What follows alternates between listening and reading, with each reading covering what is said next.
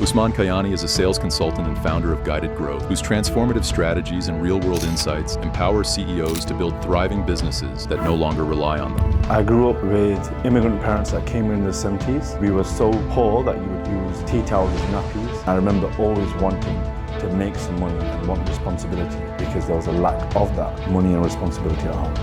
This next speaker Has generated over £20 million for his clients. involved in building like a 7-figure business, has invested big and rubbed shoulders with people like Alex Hormozi, Ali Abdal, not just financially, but mentally, physically, everything. This guy's the real deal. Number one, gets recognition and gets told they're great. I think that recognition is what will drive them. My why is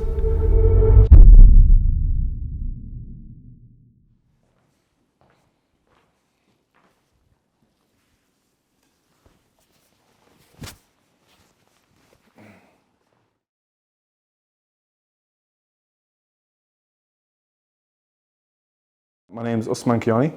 I'm the founder of a business called Guided Growth. We're a sales consulting business, and I'm on a mission to help CEOs build a business that does not need them. I grew up with immigrant parents that came in the 70s, and we were so poor that you would use tea towels as nappies. So you think about a family on benefits. Also, you grow up in an environment where you almost are living two lives, because as an Asian kid, when you grow up, you have a life at home, which is your traditional Asian cultural life. You have a different culture at school, and it's so different to how it is at home. So I feel like I grew up with almost two lives growing up.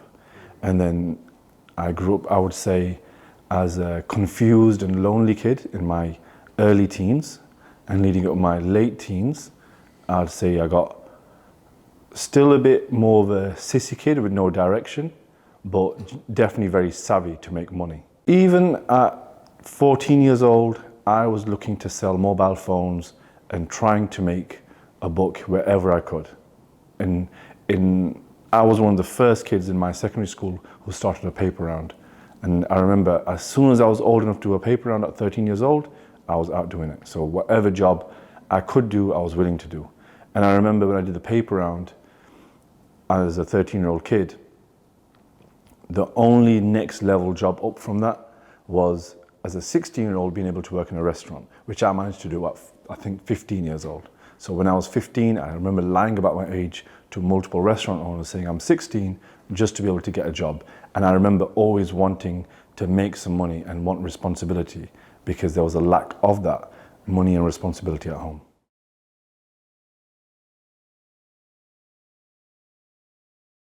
You know, when you're growing up, you have two choices. You will meet people and they will show you all your weaknesses. And then there's a time where you can step up and think, you know what? It's me. I'm the weak one. I'm doing this wrong. And you take accountability. And a person two says, hey, the world's against me. It's all my fault. And there was a point in my early 20s, I think I was 20 or 21 years old, and I went into business with a guy who we opened a gym together, and this guy was coming working off doors. So he worked on the doors, and he was very masculine, very alpha, and he was opening the business with me. I remember thinking or looking at his behaviors. So I met a role model that actually, I would say, manned me up in some way in my early 20s. So I think that character change started in my early 20s, and then from being someone who's avoiding confrontation all the way to almost being able to handle any direct conversation throughout a 10-year change, that's what grew. So as my career development and my skills grew, my personal development grew at the same time.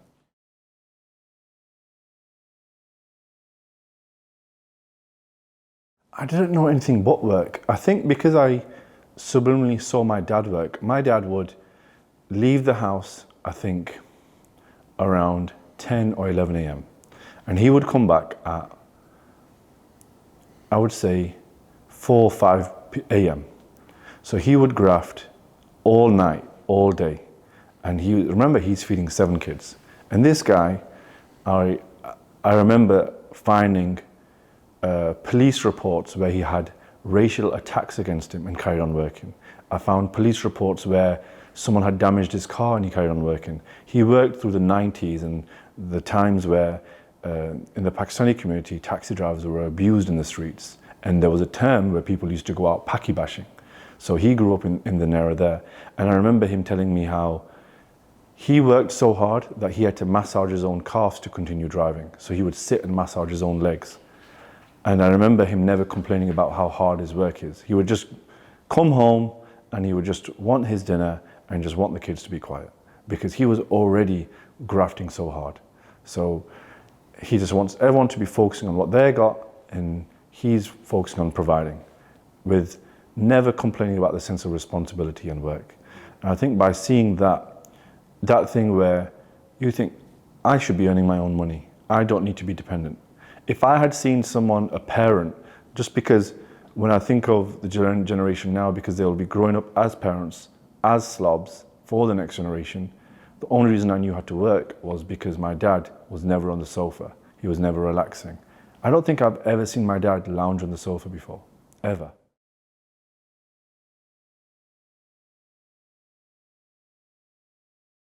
The only treat we got as a kid, well, I would say, like, I did manage to haggle myself a PSP, so that's like a big one. But I remember when my dad would come home from work at 2, 3, 4 a.m. and he would wake us up and he would bring chicken and chips home. That to me was like heaven. And even now, like, I have this addiction towards like fried food, chicken burgers and chips. And it all came from the treat of like waking up, being woken up at 2 a.m. in the middle of your sleep. Hey, we have junk food here today. We have fast food here. Going down and eating it, and that feeling of like, I can still remember what the cardboard and the ketchup and everything tasted like in those early hours of the morning and being given that food. So like, I remember how that was the treat, that was the luxury. And now when I look at the modern day luxury for a kid being a diamond watch or a yacht or whatever it is, my luxury was a takeaway.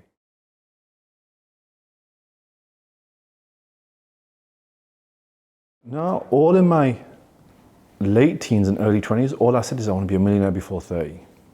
And then I remember my ambition fading when I got a job and there was no progression for me. So when I wasn't progressing in a job in my 22, 23, 24, and I was just doing endless amount of jobs because between the age of 22, 23 and 24, those years, those were the ambition killing years for me because I'd worked in the O2 shop, River Island, Next. I can think of the call centers. How many jobs? Probably 9 or 10 jobs in those 2 years.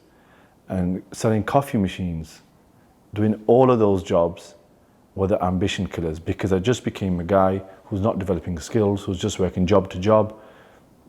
Evenings training in the gym, in the day working a job. So I just became, and like every other Momo who's just working, ambitionless and just grinding through life, providing nothing to society, making a pay slip, feeding my own mouth.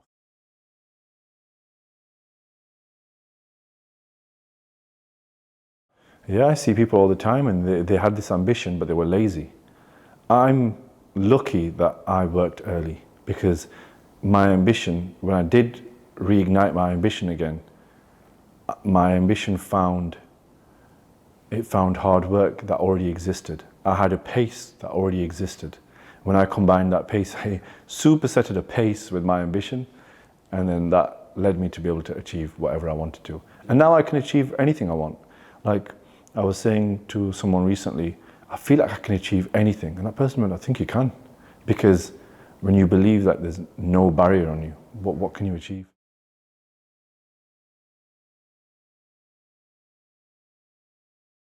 I think it's an optimist's delusion when you have the personality trait of an optimist. It's like a perfect storm.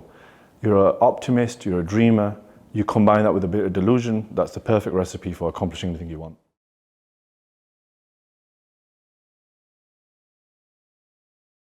Yeah, I had 3 core mentors in my 20s.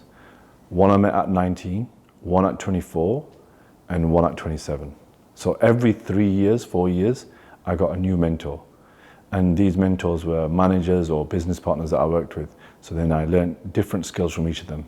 One taught me more about character. One taught me more about sales and selling and their work ethic. And one taught me more about leadership.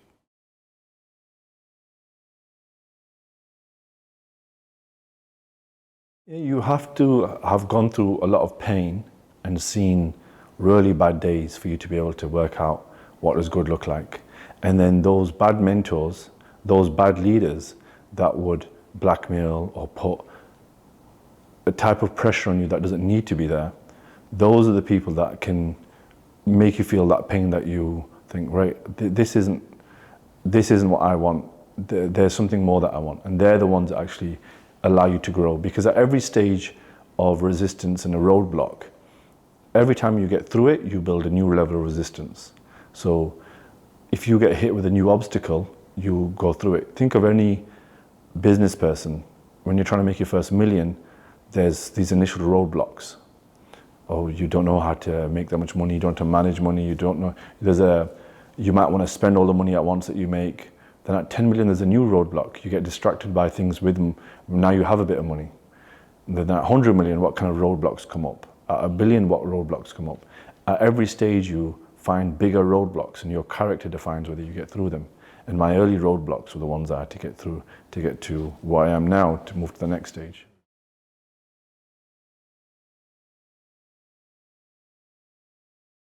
I think it was by chance that every day when I went to college, the bus would drive past a call center. And every day the bus would drive past a call center, I would look at it, and it was called voice marketing. And I would look at it and it was like, what are they doing there? I see all these people with like shirts and trousers on. And I remember looking at someone with a shirt and trousers thinking, whoa, they must be absolutely rich, them. And like just seeing someone wear a shirt and trousers to work. And then I remember applying for a job there and getting the job there. And this is at like 17, 18 years old, working in a call center. And that's when I thought, oh, I can sell. And I got a job in a call center and I realized I can be better than all of these people. But the one thing was, I remember my ambitions again getting questioned, because I worked in a call center as a 17, 18-year-old kid.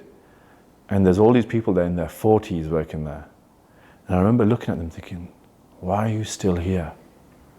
And I couldn't work it out. And now I found out it's because they also had dreams, but they just gave in.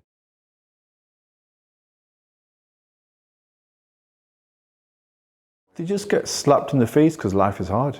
Life is hard. They get slapped in the face, they get kicked down, and they think, fuck it, I'm just gonna stay here. It's easy. This is comfortable. I can just come to work, get the bus to work, make $2,000, go home, no one's gonna bother me, and I'll just sometimes spend that 5K that I've saved up on my Ibiza holiday. That's my year done. And I will pay off a mortgage and my life is happy. That's the normal cycle for 90% of the country.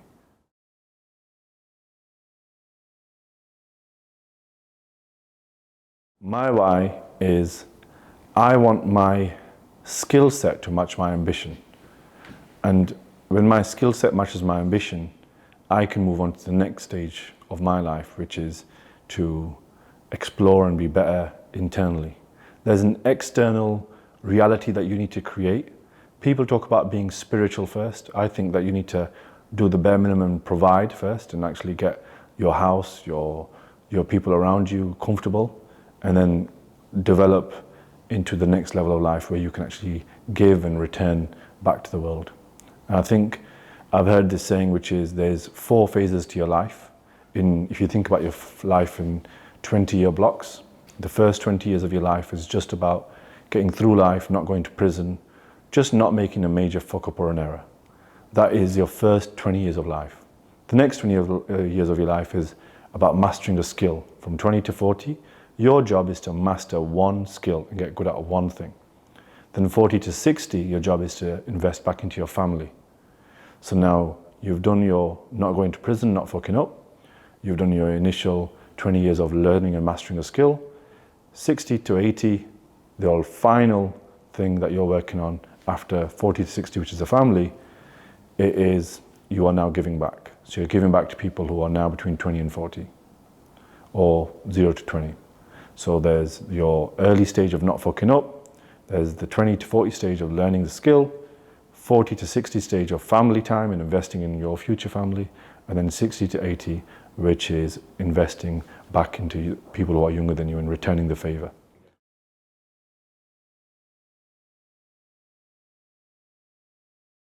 Yeah, I think first is just being able to do the bare minimum for you, so your survival instincts are off, and you can just feed and just have shelter. That is like Maslow's hierarchy. I actually think it's amazing. I think that is the minimum of what you need. And then I do think there's another level which is really becoming enlightened and becoming a higher self. And that happens only when you have purpose and you have all the bottom things done, your food and all that stuff. So it's way easier to look at someone rich who's like, oh, I'm just focusing on me and my internal self. You've got to that stage. It's very hard to start focusing on the internal when your life's chaos around you.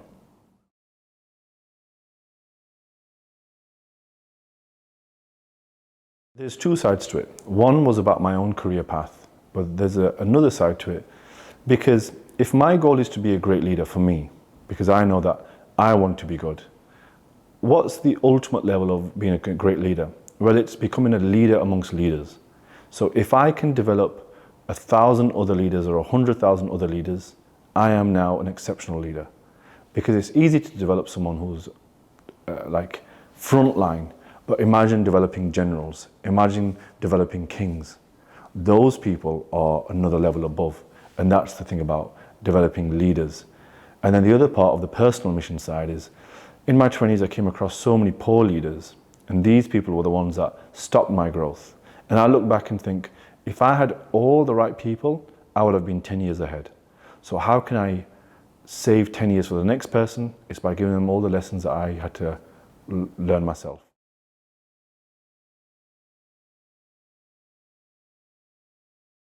I think leadership is a guide.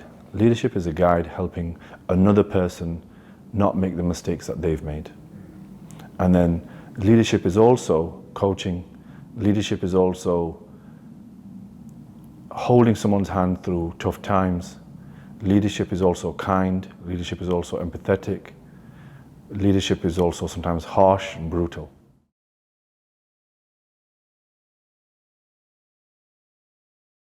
I do want to say it is driven on two things. One, that it feels good and it's a great goal, but I'm not going to lie. If I can make a lot of money helping a lot of people, then I deserve to make that money. Because if I've helped a lot of people make a lot of money, and if I, like did a mastermind this weekend and we had 15 seven-figure business owners, imagine that we get all of these businesses and the average earning in the room was about 3 million. If we can get these businesses that are making 3 million a year to 10 million, and I've helped 15 people do that, I deserve to be well paid in return. Therefore, I can now sleep at night thinking, I've made all this money, all these millions, because I made millions for others. So that's one thing. And the other thing, that what a fulfilling life being able to support others and just being able to help others and being recognized, and in a self-grandizing way. It's like, I've done this and I've also guided and helped others. That makes me feel good.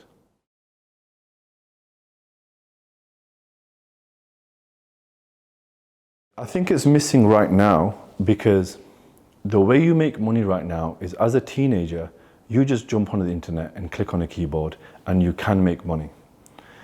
And before that existed, when I grew up, you had to work and do all of these jobs. And because you no longer have to do that initial hard graft, you can just jump on the internet, learn how to do SMMA, learn how to do this thing and make some money. You now have more access to money, but you don't have access to the soft and hard skills that get left behind. So what most guys do is they chase the 10K and they will make the 10K. But I'm not helping those guys right now who are the 0 to 10K guys, because those guys have the tools to make 10K online. But the guys that want to go from 10K to 10 million, they will need other skills that aren't available online. Their skills of leadership and how to manage a team, how to lead a team, how to build the systems and infrastructure in their company. Those skills aren't readily available to buy off a course. They need to be developed and taught and coached. You can't sometimes watch a YouTube video for everything. Sometimes you need an arm around you and actually guide you through it.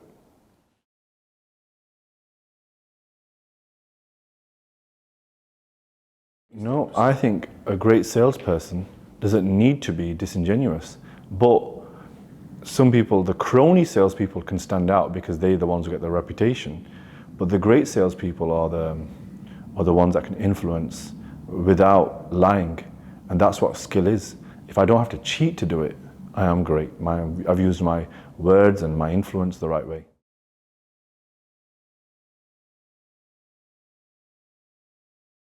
Specifically online, because everyone's running a business, so there's so much more marketing. And when there's so many more ads, look, you go on your phone, you see an ad, you go on the radio, you see an ad, you go on the TV, you see an ad. And when you're constantly being sold to, you're resistant to selling.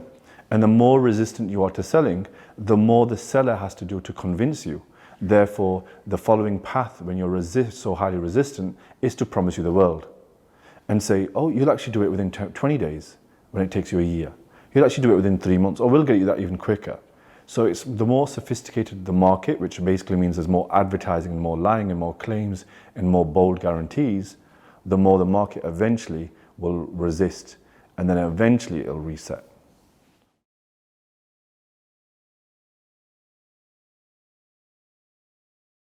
I think what inspires me is seeing a guy on YouTube over 8 or 9 years who's gone from making videos talking to the camera and just doing it with a t-shirt on, all the way to becoming this sophisticated guy with an entire TV studio and media company. Imagine seeing this grow right ahead of you. Do you know, back in the day you would watch the news and the news was always polished. There was just a guy sat behind the desk presenting.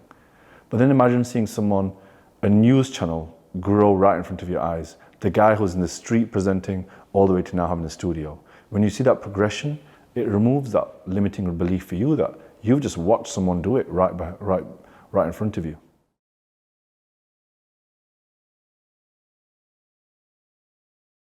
I don't think I know how to struggle. I don't think I know how to struggle. Imagine like the best footballer. Ronaldo never struggled. He made it look easier than everyone.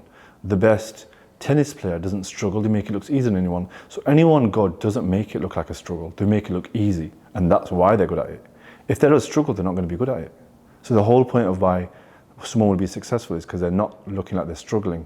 To make it look easy. Like I will grind all day, and if someone says, oh, how's your day? Easy, not an issue. Just like nothing. Because if I say it's hard, now it's hard. But is it hard and you're telling yourself it's not? No, I don't think I've been challenged. I think there's more to be done. I'm looking for more. You truly believe that? Yeah, I'm looking for more. Like today when I was driving into work, I was thinking, okay, I'm working 6 p.m. today till 7:30 p.m. Yesterday I worked 6 a.m. till 7:30 p.m. Yesterday I worked from 6 a.m. to 8 or 9 p.m. What more could I accomplish outside of those hours was my first question to me. Should I be doing more in the night? Should I be doing something more in the evening? Then I thought, what more could I do in the day? So in the day, if I need to work faster, I need to hire more. In the night, I could work a bit less. Then I thought, do I want to sleep less? Do I want to sleep less than 8 hours? And I thought, no, that'll hurt my performance in the day. So now I'm thinking, I'm always analyzing from a third view, thinking, what can I do even more? How much more advantage can I get? Like, what day or time can I find to slot in some more work? How can I improve my focus? What new productivity method out there is there that can improve my focus? What can I do to find tweaks and challenges that could be better for me?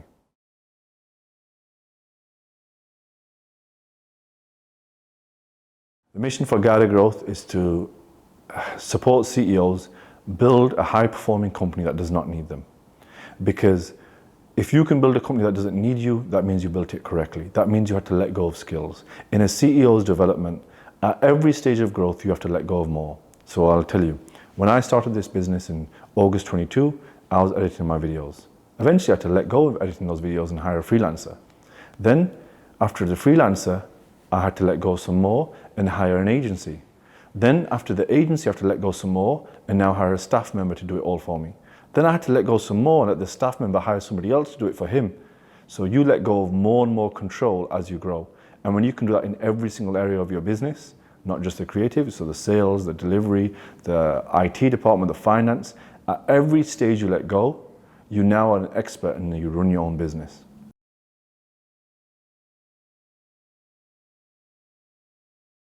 My end goal is to sit with no concern about money, to be concerned only about experiences in life after I've done my work, and to play the handpan at home and sit in peace and just chill. Because there's a storm and there's quiet. That's the balance, that's the yin and yang. There's a quietness after the storm, and this is right now is a storm season.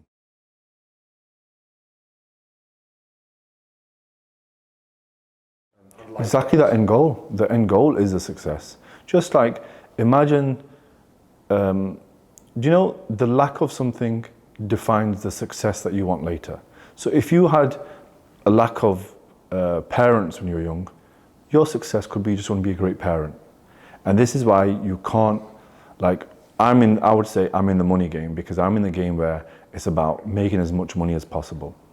For somebody else, they're not in the money game, they might be in the game of just becoming a great parent. So the success to me is just complete this game and move on to the next game.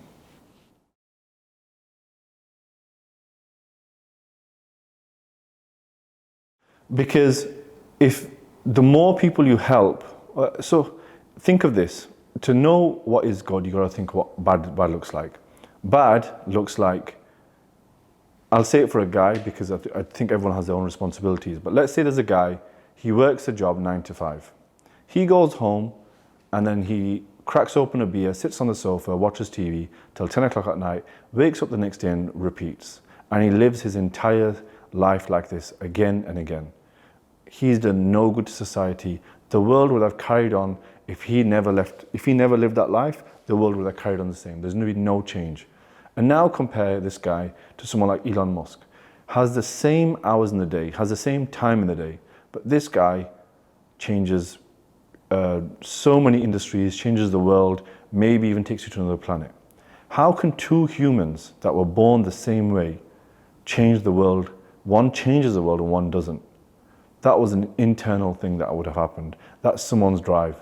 And now think how the person who's changing the world is hated on, is told he's wrong. You know, when Elon Musk was opening Tesla, he went and he joined a society in California, which was the space guys, you know, the guys who know about rockets. He joined their community and he told them, hey, I want to go to another planet. I want to build cheaper rockets.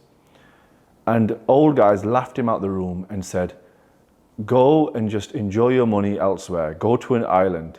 You're not going to take us to another planet. Then he carried on and he tried.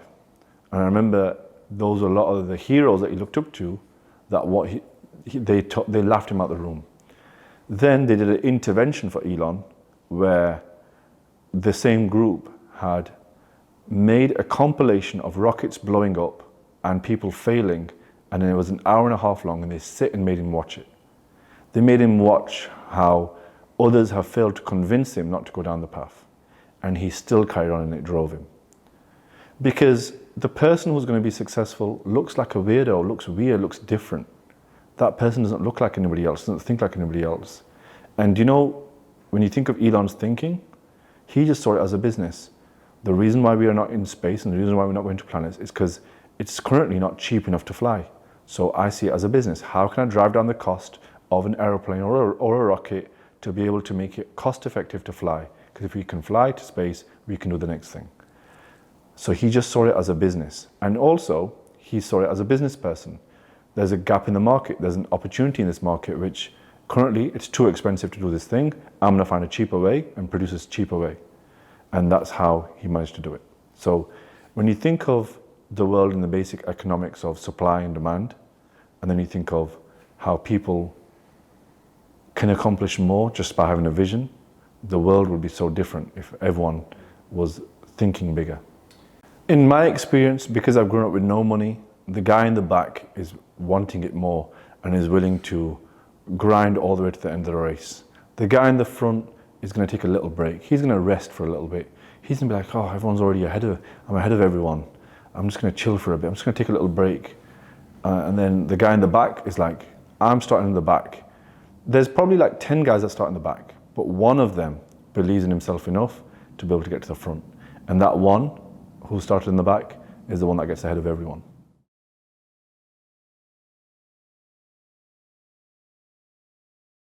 Well, I want to tell you how I got into Stoicism before, and that'll tell you. When I was this naive kid at 23, 24, and I read 48 Laws of Power, it was mind-blowing to me because I finally learned how others were getting advantage. How were they getting past me? What tactics and things were they using?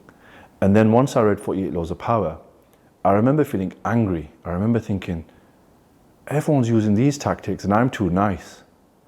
And now imagine looking at 48 Laws of Power and looking at all these tactics, all these dark tactics that you learn. This could consume a young mind. But then I saw by chance one of Robert Greene's staff members, Ryan Holiday, had, after he left working for him, wrote about Stoicism. And then this is when the first few Stoic books were coming out, let's say 10 years ago. And I read books that were like meditations and then I read like Ego is the Enemy. I remember finding a balance because they were connected because of the authors being friends, but I saw one very dark Machiavellian way of the world, and then I still saw this other way of the world which aligned with me more, which was the 48 Laws of Power method. If we was to just exaggerate it and think, others are doing you wrong, you must crush them all. Stoicism, others are doing you wrong, you don't even have to play that game. You can just play your own game and not even care. And then that appealed to me more when I saw that side. And I thought, I don't even have to be in a competition with anyone. I could win and not even care what they're doing. And then when I thought about it, I thought, this is way more aligned to my character because it was all about no judgment and not judging others. And then like, let's say someone is living their own life. I'm like, sure, that's yours. I don't have a controversial take on how others are living their life and why it's so wrong. I think like, if you're living your life a certain way, that's great on you. I don't need to judge it.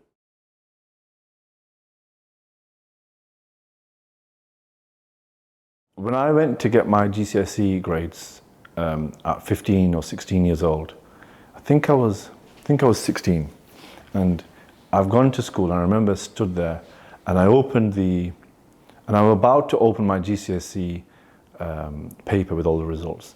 I'm looking at all the boffins in the year, all the smart people celebrating, hugging each other, and I'm like, oh fucking, this puts even more pressure on me.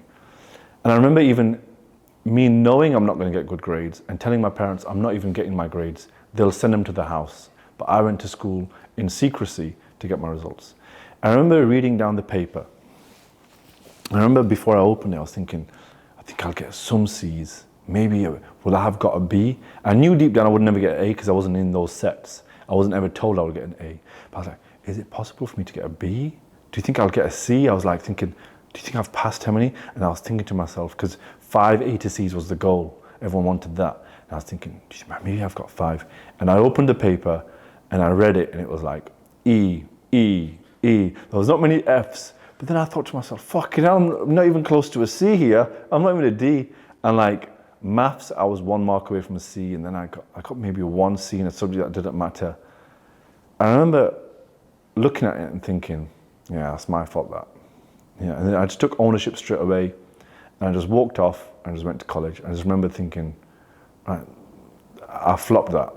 And the reason why I flopped it was procrastination, because I procrastinated revising at every stage, and that procrastination lasted in me 10 years after that. I didn't have this monumental breakthrough, which was like, yep, I'm not procrastinating anymore. I procrastinated still for another 10 years and carried that failure until I had a big enough vision.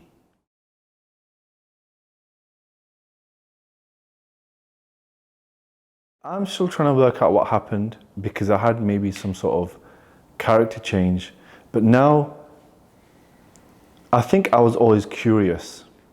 And when you're accepting that you don't know a lot, I think getting bad GCSE grades is what I needed to be able to learn that I need to learn. So you need to be able to be like, I need to absorb more information. My skill now is learning. I can learn faster than others because I'm willing to accept that I'm stupid.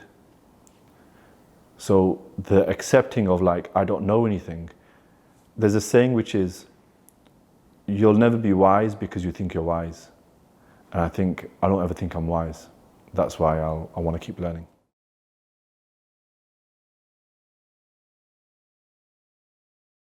I remember learning about momentum. And the first time I learned about momentum was when I worked in a call center at 18, 19 years old. And then in the call center, there was one section of the telesales people with the good data. They were getting the fresh leads. And there was another set of people that were calling the old dog shit leads. They're just the everybody's. And I remember leveling up and people giving me access to the good leads because I had fought my way to the best of the shit bunch. So when I was best of the shit, I got given the better data, and they move you in the call center to another section to handle the good data. And I remember once I got the good data, then I came to the top of the stack of that team, and I was now the best of that team. And then that change of seeing how momentum, how I did one thing and then the next thing happened, I think that was like the first sign of success for me. And that was like the first time that I had seen that I had done something through my own influence that had got me more. And then that repeated that again, that had got me more again. So then when you learn about momentum, I think that was the moment that I learned about momentum. And then now I can feel how I can use momentum even more.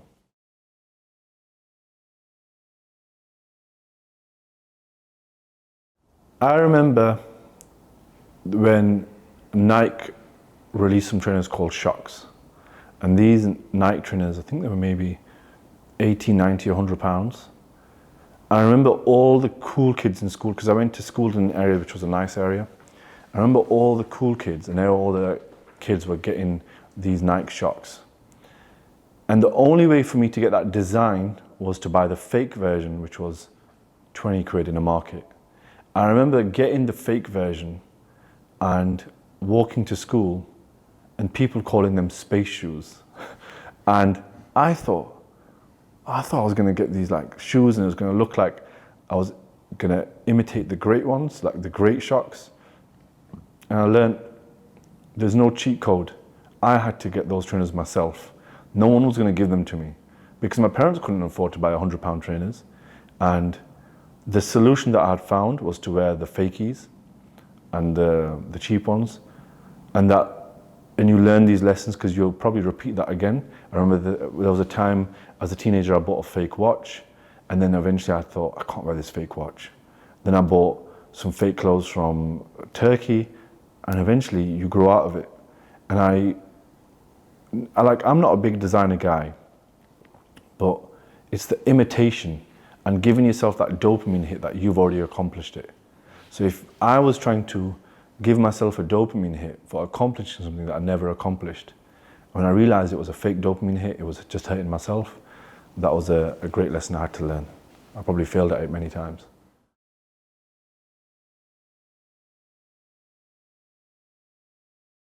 I would negotiate until it was awkward because money was scarce. When money is scarce, you think you have to hold it tighter, which is actually the opposite reason because you have to sometimes spend it faster.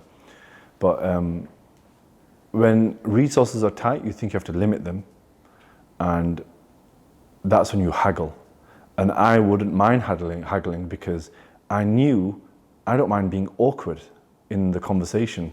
When there's a point in a haggle, in negotiation where it's like, oh God, it's been like leaning on to like 20 minutes now, who's gonna give in? And I'd be like, no, I'm not giving in. I'm gonna stay in this.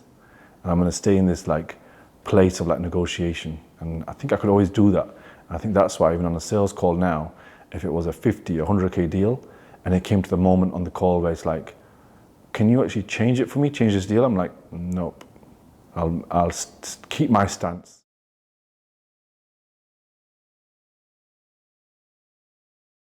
I think every sales job I did, I've got accolades of being the best salesperson. In 2015, I got this best membership consultant, which was the best sales rep at the gym. I remember beating all the other sales reps and everyone saying congratulations to me on the day. And it felt amazing but I didn't know how to accept compliments. So it was like the thing about like not really having an ego. But I knew that I wanted to be number one. I knew that I wanted to be number one. And I think initially you want to be number one because number one gets recognition and gets told they're great. I think that recognition is what will drive me.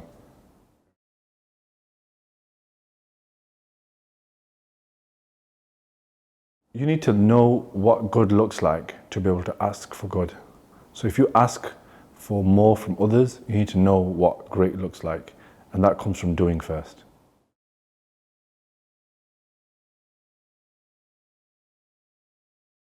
Accept that you know nothing, rather than thinking you know. Accept that you continuously know nothing until you earn more than the person around you. Thank you.